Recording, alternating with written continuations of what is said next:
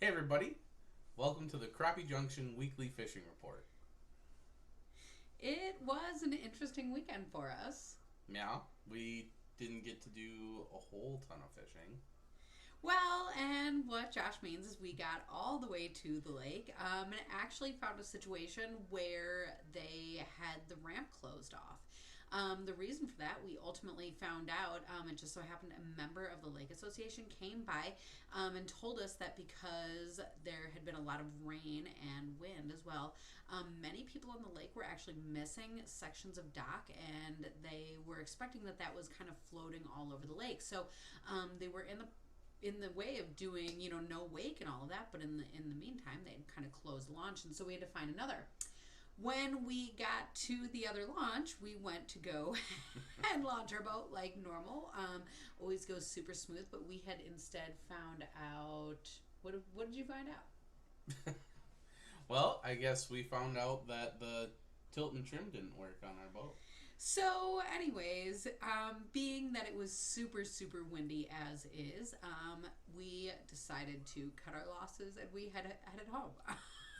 Yeah, So, so with that, we did actually still get out on Saturday, mhm. and we were able to dodge a few more of the raindrops than they said we would be able to, but still kind of a crazy day on the water. Yeah, I mean we had storms rolling in and out the day before Friday. Day before we had ankle deep water in our front yard. So I'm guessing we probably got 2-ish inches in a Maybe, matter probably of more than that, to be a honest. couple hours. And then the next day, Saturday, it was, dodging thunderstorms here and there. We got some cool pics of the thunderstorms. Not so many pics of fish, but that's okay. They were, we found fish. They were roaming around in small schools, 10, 15 fish. Um, oddly enough, we didn't find any schools of crappie really. The lake we went to, we haven't been on for a while, and we were hoping that the weed line was set up, but something weird happened and the weed line wasn't there.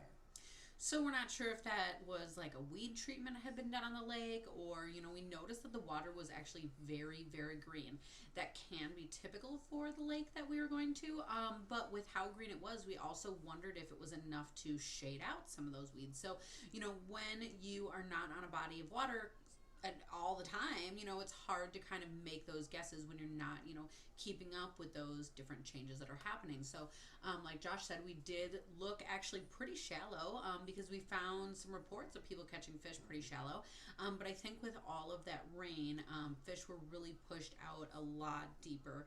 So, like Josh was saying, we would kind of troll along and see him on the graph, and sometimes it was a tiny little school, and sometimes it was a few more fish, or they would be a little bit bigger or not. But it was really a game of, if you can get your bait down past the wind and the waves, to where those fish were before they moved on. So we actually did find a few decent bluegills. Yeah, That was kind of fun. yeah, the bluegills were in their traditional summer spots. Deep mid lake points. That 18 to 22 feet of water, just hanging out there on the flat points. You could find some schools out suspended deeper. They didn't really want to bite that much. It was those ones that were hanging right at the edge of the points that were biting.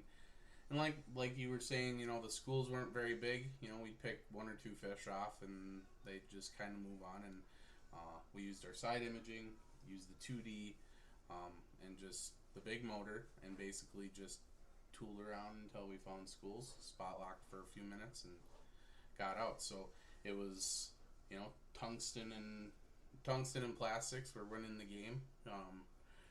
Luckily, they didn't really care if it was super still.